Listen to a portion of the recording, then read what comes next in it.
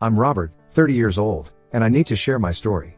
My wife Eliza, 28F, and I have been married for 3 years now. Our relationship started in a whirlwind of passion and rebellion. Both our families were against our union for various reasons, but we fought against all odds to be together. We thought we were living our own fairy tale, proving everyone wrong about our love. A year into our marriage, Eliza got pregnant, and we were overjoyed. We welcomed our beautiful baby girl, Sophie, into the world. Everything seemed perfect. I had a demanding job, so we decided to hire a babysitter to help out with Sophie when both of us were busy. We found Maria, 35F, who seemed great with kids. She often came with her husband, Tom, 37M, who would drop her off and pick her up. I didn't think much of it at first. They seemed like a nice couple, and Maria was excellent with Sophie. About 6 months ago, I started noticing something odd. Tom would linger around after dropping Maria off. At first, I brushed it off, thinking maybe he was just being protective of his wife. But then I noticed he wasn't always leaving immediately. He'd park his car down the street and wait. I found it strange but didn't want to jump to conclusions. Last month, I had to leave work early due to a cancelled meeting. I decided to surprise Eliza by coming home early and maybe suggesting we go out for dinner. When I entered our house, I heard strange noises coming from our bedroom. My heart started racing as I approached the door. What I saw next will haunt me forever. Eliza was in bed with Tom, our babysitter's husband. They were so engrossed that they didn't even notice me at first. Maria was sitting in a chair in the corner of the room, just watching them. I felt like I was in some twisted nightmare. I must have made a sound because suddenly all eyes were on me. Eliza's face went pale, and Tom scrambled to get dressed. Maria just sat there, looking oddly calm. I couldn't process what was happening. I stumbled out of the room and went to check on Sophie, who was thankfully napping peacefully in her room. When I came back, Eliza was in tears, begging me to let her explain. Tom and Maria had left. I couldn't even look at my wife. I asked her how long this had been going on. She confessed that it had been happening for months. But the real shock came when she told me that she had been paying Maria extra to allow this arrangement. My wife, the mother of my child, had been paying our babysitter to let her cheat on me with the babysitter's husband. The level of betrayal and deceit was beyond anything I could have imagined. I was completely broken. The woman I had fought so hard to be with, the one I thought was my soulmate, had betrayed me in the worst possible way. I wanted to leave right then and there, but Sophie's face flashed in my mind. She was innocent in all of this, and I couldn't bear the thought of her growing up in a broken home. Against my better judgment, I decided to give Eliza a second chance for Sophie's sake.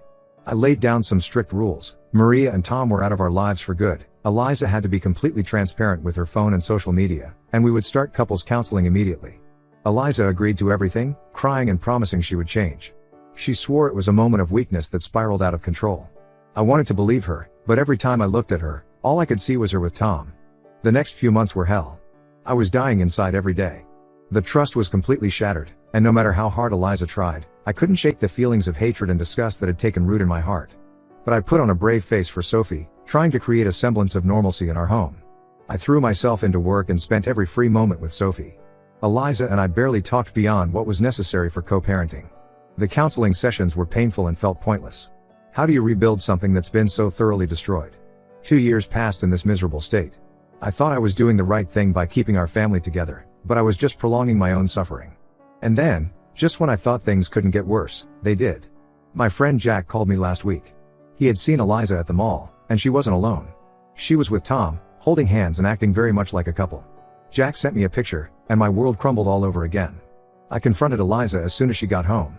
At first, she tried to deny it, saying Jack must have been mistaken.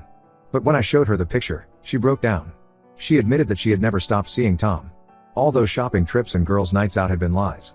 She had been living a double life this entire time. I was done. No more second chances, no more sacrificing my happiness for a failed marriage. I told Eliza to pack her bags and leave. She begged and pleaded, saying she would change for real this time, but I was beyond caring. I had given her 2 years of my life that I could never get back. I've contacted a divorce lawyer, and we're moving forward with the proceedings. I'm fighting for full custody of Sophie. Given Eliza's infidelity and deception, my lawyer thinks we have a strong case. I'm not giving Eliza a cent in alimony. She made her choice, and now she has to live with the consequences. I know the road ahead won't be easy, especially for Sophie, but I can't continue living this lie. I'd rather be a happy single father than a miserable married one. I'm sharing this story because I need support and advice. How do I move forward from here? How do I explain this to Sophie when she's older? And most importantly, how do I trust anyone again after this level of betrayal? Update 1: It's been 2 weeks since my last post, and I want to thank everyone for their support and advice. A lot has happened, and I'm still trying to process it all. First, the divorce proceedings are moving forward. My lawyer is confident about our case for full custody of Sophie. Eliza has moved out and is staying with her parents. They've been calling non-stop, trying to convince me to give her another chance, but I'm standing firm. Now, here's where things take an unexpected turn. Remember Maria, our ex-babysitter? Well, she reached out to me last week, asking to meet. I was hesitant at first, but she insisted it was important. We met at a coffee shop, and what she told me turned my world upside down once again. Maria confessed that she and Tom had been working together to scam couples for years. They would find couples where one partner was vulnerable or unhappy, and Tom would seduce them. Maria would then use this as blackmail material to extort money from the cheating partner. In our case, Eliza had fallen for their trap hook, line, and sinker. I was stunned. Maria showed me evidence, text messages, bank transfers, even some videos, which I refused to watch. She said she was coming clean because she couldn't live with the guilt anymore. Apparently, our case had affected her more than the others because of Sophie.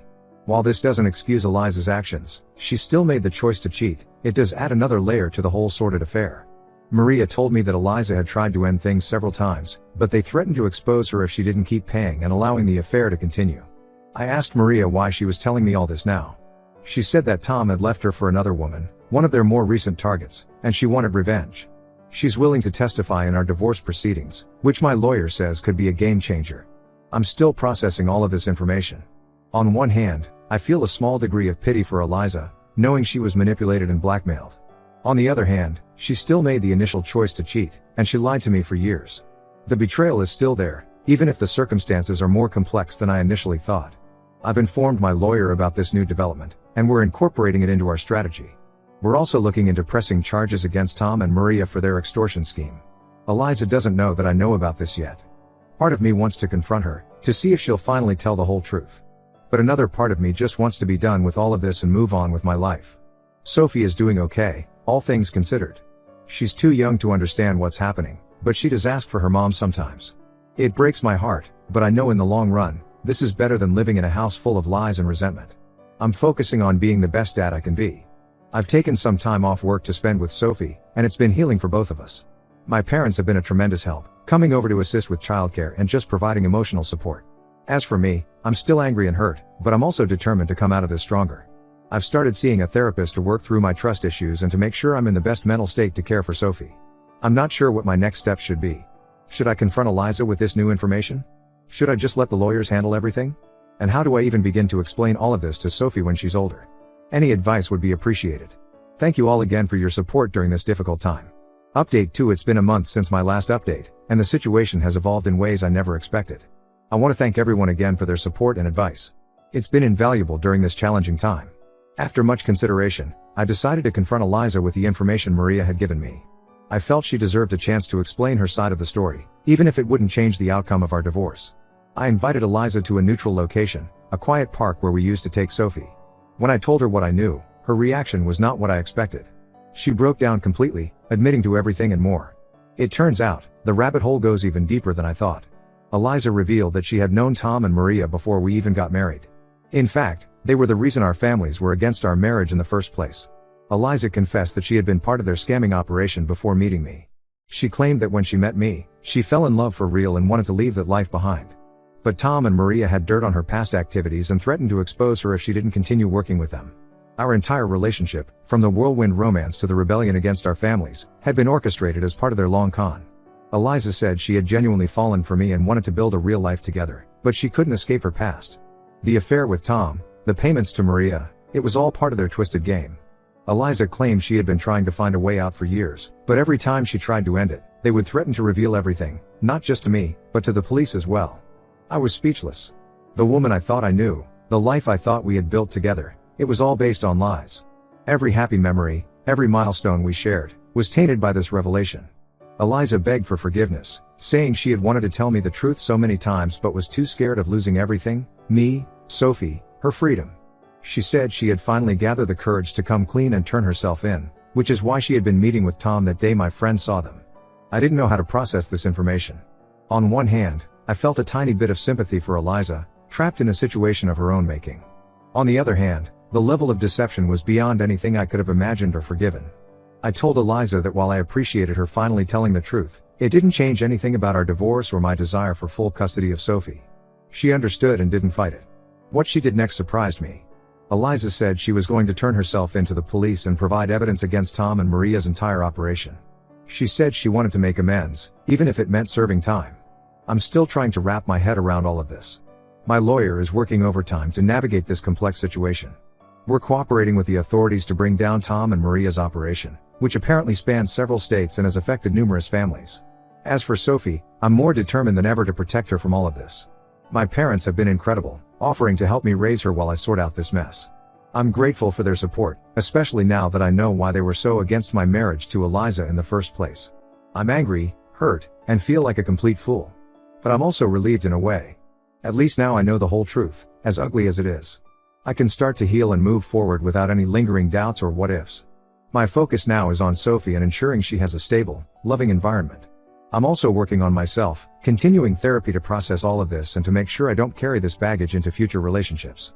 I know the road ahead will be tough, especially when it comes to explaining all of this to Sophie when she's older. But I'm committed to being honest with her, in an age-appropriate way, and showing her that it's possible to overcome even the most difficult challenges. Thank you all for listening and for your continued support. If anyone has experience dealing with such complex family situations, I'd appreciate any advice on how to move forward, especially when it comes to co-parenting with someone who's facing legal troubles. Update 3. It's been 6 months since my last update, and I wanted to share how things have progressed. A lot has changed, and while it hasn't been easy, I finally feel like I'm on a path towards healing and a better future.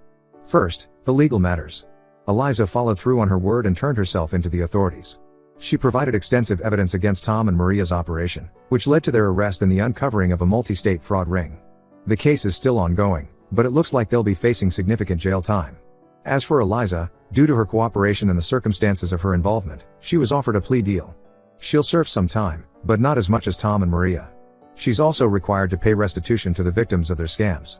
Our divorce was finalized 3 months ago. Given the circumstances, the judge granted me full custody of Sophie. Eliza has limited, supervised visitation rights for now, which will be reassessed after she serves her sentence. Sophie is doing well, all things considered. She's too young to understand the complexities of the situation, but she knows that mommy did something wrong and has to go away for a while. I've been working with a child psychologist to ensure we're handling this in the best way possible for her emotional well-being. My parents have been my rock through all of this. They've moved closer to help with Sophie, and their support has been invaluable. I've also reconnected with old friends who have been incredibly supportive. As for me, I'm still processing everything, but I'm in a much better place now. Therapy has been crucial in helping me work through my trust issues and anger. I'm learning to forgive, not for Eliza's sake, but for my own peace of mind and for Sophie's future. I've thrown myself into being the best father I can be. Sophie and I have our routines now, and seeing her smile and grow despite everything that's happened gives me strength every day. Work has been understanding throughout this ordeal. I've scaled back my hours to focus on Sophie, and they've been supportive of this decision. I've also started volunteering at a support group for people who've been victims of fraud and deception. Sharing my story and helping others has been unexpectedly therapeutic. As for future relationships, I'm not ready to dive back into dating yet.